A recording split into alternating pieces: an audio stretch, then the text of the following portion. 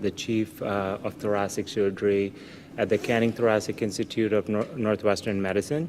My colleague, Dr. Radit Tomic, on the left, he is our medical director of the lung transplant program and a pulmonologist. We also have here our patient, Davey Bauer, and his girlfriend, Susan Gore. At Northwestern Medicine, our lung transplant program is known for taking some of the most complex and difficult cases.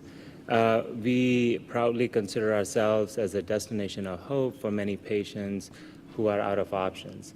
Now, that does require us to think outside the box, and Davey is an example of that and is one of our patients where we needed to do some out-of-the-box thinking. So Davey, who works in landscaping and hardscaping, he lives close to St. Louis in Missouri. He had started smoking cigarettes when he was 21 years old, but ultimately turned to vaping, thinking it was a healthier alternative. In April of this year, he started developing shortness of breath and had developed flu, which quickly progressed into a really bad lung infection, which was resistant to all antibiotics. Davey hadn't received the flu shot, but also until that point had never suffered from any serious illnesses. So Davey was admitted at a local hospital in St. Louis where he was put on a ventilator and then ultimately required ECMO, but continued to decline despite being on ECMO with progressive infections. It became very clear that Davey needed to go through a double lung transplant, but he was too sick to get through one. So I'll request Dr. Tomic now to comment on just how sick Davey was. Thank you, Dr. Barat. When David's lungs were heavily infected, they start to liquefy. When you look at the chest X-ray, there were nothing there. The lungs were completely filled with pus. So when we got a call from St. Louis, from David's medical team, we wanted to do with this case, we wanted to help David. However, we knew that in that condition, that current condition, if you do the lung transplant, he will die. So in order to get him listed, we need to resolve the infection. The only way how we could resolve the infection is actually to taking that lungs out. There were no other way. So this was uncharted territory for us. But with our brilliant surgical team, we knew that they will come up with a plan that we can help David and get him transplanted. So I will let Dr. Barat explain what they did and how they got him transplanted. Yeah, thanks, Dr. Tomic. So as Dr. Tomic mentioned, Davey was really sick. In fact, soon after he arrived, on one occasion, his heart had stopped and we had to do chest compression. So clearly, it was clear to us that something needed to be done right away. So we developed a strategy, took him to the operating room. We took out all his, just the infection in his lungs, including the lungs, and the chest cavity was extensively debrided to get rid of all the infection. We ended up creating a strategy to support his body through this artificial lung by placing multiple channels and conduits attached to different chambers of the heart that allowed us to drain the blood to and from the heart. And that was used to maintain his body alive and all the organs perfused. But one of the important things there was to keep his heart supported, and that was done using double D breast implants. So with that, we could put him in a condition of stability, got him to the ICU, and what we found was very rapidly his body started to clear the infection. He improved very quickly, and then we were able to list him. Within 24 hours, he got an organ offer, and on May 28th, we took him back to the operating room and implanted the new lungs. Now, many people have asked us why double D breast implants. We want to thank our plastic surgeons for giving us a rapid fire course, a crash course on breast implants. We felt like with the lungs taken out that we needed something to support his heart, and the double D breast implants seemed to be the perfect fit. And frankly, they were the biggest we could get at the time. But what we learned from this is that this innovative procedure now can allow us to help patients who need lung transplants but are too sick to immediately undergo that procedure. So by taking the lungs out, supporting the body while the body recovers from the bad infection could help create a path for many patients who are otherwise quite sick. We are hoping that, just like Davy, many patients who develop acute lung infections and are dying every year will be able to get salvaged through this procedure. Now, Dr. Tomic, you want to comment on the subsequent course? Sure. I just want to mention a few words about vaping. Although here there were no direct causative role in vaping causing David's lung failure, vaping is very bad for lungs. And we know that vaping can cause injury to the lungs. And also to emphasize that flu can cause fatal outcomes, can be life-threatening infections, and that's why we need to get the flu vaccine every year. David will be staying with us for 1 year. We'll monitor him closely here in Chicago. I know that he's missing St. Louis and baseball Cardinal games, which will not hold against him here in Chicago. But I'm hoping that Susan and him, they are looking forward for the holidays in Chicago, Christmas tree. And, It's already up. It's already up. And celebrating with David's new lungs. Absolutely. So I will open to the questions. Hi, Davey, would you be willing to answer a question? Yeah. Okay. Talk a little bit about that perception that you had changing from smoking to vaping and just what you've learned from this whole process. I thought it would be a safer alternative, and in hindsight, it just seems like I should have quit sooner. Do you have a message for anyone out there that might see this, maybe a younger person or a person that works, like in your industry, works outside, stuff like that? Yeah, just think about what you're doing, and it's not good to inhale anything in your lungs other than oxygen, obviously. What are your thoughts about this team that's up here with you? Oh, they're incredible. I mean, saved my life, and I'm lucky to be here. Do you have any thoughts you can share about maybe to your donors' family and how you feel about them? Oh, I'm just grateful. I mean, I'm here because of somebody, and I'm just grateful. You know, when the doctors explained to you this very unique procedure, what was your initial, and even you two, like, what was your initial reaction when they said, oh yeah, we're going to use breast implants? I mean, I didn't know much of it until after the fact, but I thought it was awesome, kind of funny. And now knowing kind of the science behind it all, are you happy you're here? Oh, I feel so blessed. I mean, it's incredible. I got a second chance at life. So. And this question is for either doctor. How, I know so many people that are on transplant lists, not all of them get 24 hours and they have, you know, lungs that fit. How amazing was that, just 24 hours? Yeah, I think for Davey, a lot of stars aligned.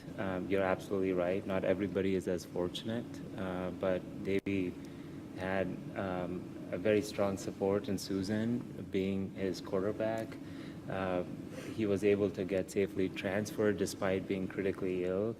Despite his heart stopping, we were able to get him back, and then was able to go through this innovative first ever at Northwestern procedure. And then soon after we listed him, we found a perfect match. So, you know, a lot of stars aligned, and clearly he was very lucky, but not everybody is as lucky, and some patients don't get to the point of transplant, which is unfortunate.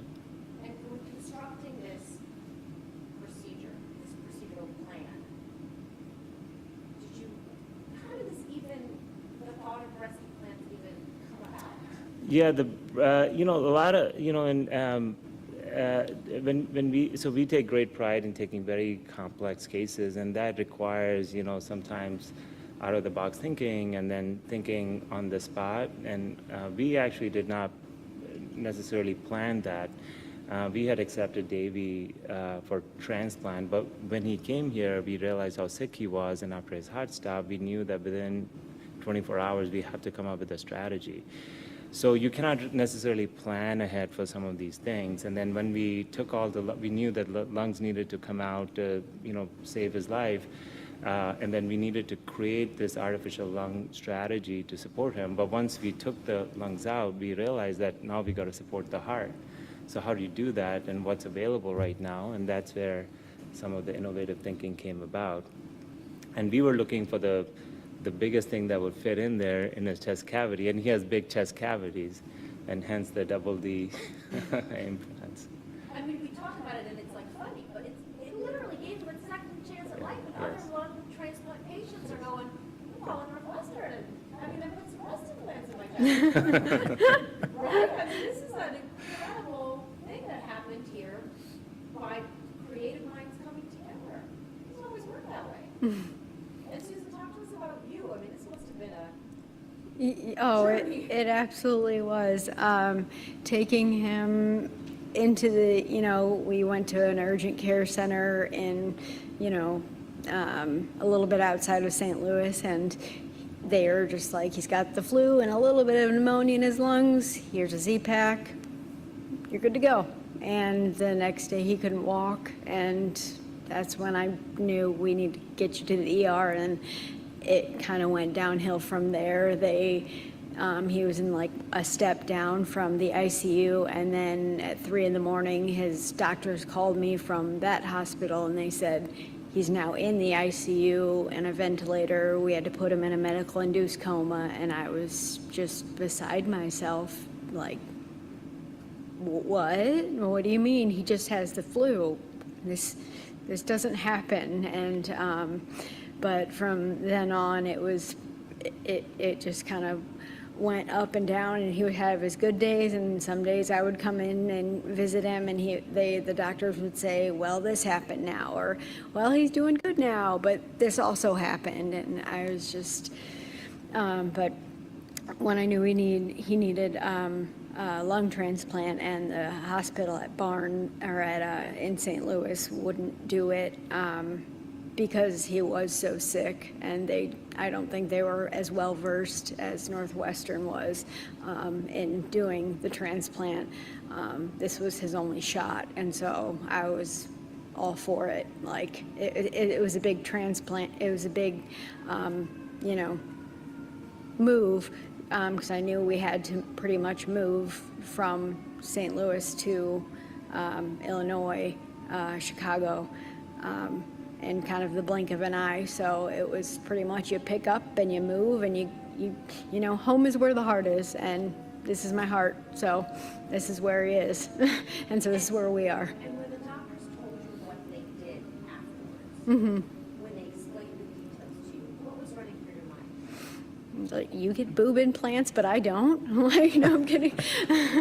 But I was just very, like, you know, it makes sense. It just makes sense. Like, that's, you know, you got to have something. Like, if you don't, it still blows my mind that he didn't have lungs in his body, but he was still alive. Like, I don't understand how you don't understand, like, I don't know how to explain it, but it really did boggle my mind. But it makes sense that he has to have something to keep his heart centered. And so if breast implant is what makes it happen, give him some breast implants. And is that kind of what you thought too, Davey, when you heard about the specifics of Oh, absolutely. It was like, it's very creative, and it's kind of awesome. Makes for a good story. How long would Davey have survived without lungs? Like, how many hours or days did you have if you didn't get that call? Yeah, so great question. Thank you for asking that. So we were really surprised how fast he recovered once we took out those infected lungs. Given that this was as Dr. Tomic pointed out, uncharted territory, we had anticipated that he's going to need that for many weeks. So the technique that we had engineered was designed to keep him alive for many, many weeks. We had anticipated about a month, at least. But once we took out those lungs, he's so rapidly improved. And I think a lot of this was because of his youth. He was otherwise healthy, so his body was able to recover once the source was controlled. But we were ready to support him for a long time. Can you describe the artificial lung that you fashioned? Yeah, this is a bit complex. I'll do my best to try to simplify it. So normally, the heart receives all the blood from the body. It pumps it to the lungs. The lungs put the oxygen in, return it back to the heart, which then pumps it to the rest of the body. So with the lungs out, there is no way for the blood to get to the heart and to the rest of the body. So we had to put artificial conduits in different chambers of the heart that allowed the heart to pump normally. So we drained all the blood from the heart, put it into our artificial machines, put the oxygen in, serving as the lung, and then using artificial pumps, return it back to the heart, which then sent it to the rest of the body. So we wanted to maintain the natural blood flow in his body that would be present if the lungs were intact. Is that ECMO again? Well, we used parts of the ECMO, so some of the oxygenator and the machines and all that, but we had to put really create artificial channels on his heart and redirect the blood within his heart to maintain that blood flow. But yes, we did use some components of the ECMO machine.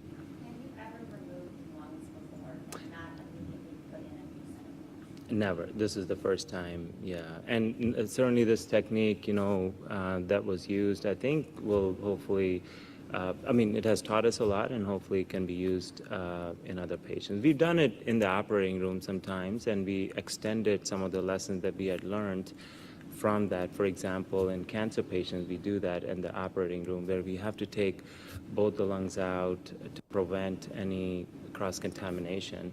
But that's a different setup where we can use full heart-lung bypass. So we use some of those lessons to apply it to Davey to keep him alive outside the operating room and for a long time. I have a question from Zoom from Vespa. Dr. Tomic, if you could address this. What's Davey's long-term prognosis? Is he expected to make a full recovery and live what's a normal life? Yeah, we will expect for David that he will fully recover. He's on the very good trajectory and live the best possible life with the new lungs. How are you feeling today? I'm feeling great. A lot more like myself before all this. And yeah, getting better every day. And I know this might be a loud question I'm asking. Will you ever pick up a cigarette or a vape again? No, not a chance. Not a chance. She won't let. Well, you're not getting another set of double Ds. I have a couple more Zoom questions. Okay, so this is for Davey. We talked about vaping, but did you get the flu shot prior to this? And did you get it before you got this infection? No, I had never had the flu shot before. It was just something I never really got. People in my life got sick when they got on it, so I just kind of avoided it. And another one for either of the physicians. Can you clarify why you think the lungs were infected to begin with? And can you draw a direct causation to vaping? How much would the flu been responsible? Yeah, so I'll request Dr. Tomic also to chime in here, but there's a lot we don't know in medical field. We can just speculate and use our experience and just knowledge to try to put things together. So in Davey, again, many things just like many things lined up to help him get through this, many things also lined up to get him to that point. So I think the fact that he had, long-standing smoking, then vaping, we know for a fact that both of them cause lung harm. Vaping is normally touted as a safer alternative, but just based on our knowledge and experience, that's not the case. It's just a different type of damage. And then Davey was also not vaccinated. So many things lined up to get him to that, get that point, because otherwise someone who's healthy and active and young like Davey should not have almost died from a flu infection. Dr. Tomic? Yeah, I agree with Dr. Barat. Unfortunately, that was the case. Then David got the flu and then got another infection, which was very resistant to the antibiotics, but probably all in the setting already somewhat damaged lungs, and that's probably why the outcome was so severe. So he had two infections. He had another bacterial infection after the flu, yeah.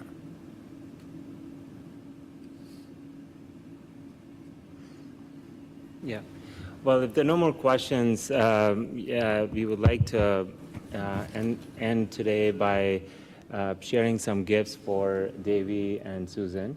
So Davey, when you had learned how unique your procedure was, you had requested a T-shirt be made with your new nickname on it. So we have a little gift for you with your new nickname and number 1. Written on it, because you were the first one to go through this procedure, and we hope that you'll set the stage for many more to come. So this is here. I'll have you hold it. I absolutely love that. Oh my gosh.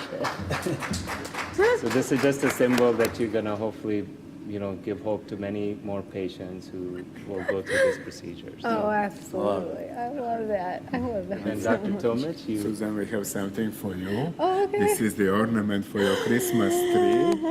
Hope you will use it in the St. Louis also. And Oh, remember absolutely. I'll put it on the that- tree today. I'll put it on the tree today. that you two and us, Northwestern team, we belong together. Look, it says, we belong together. I love it so much. Look at that.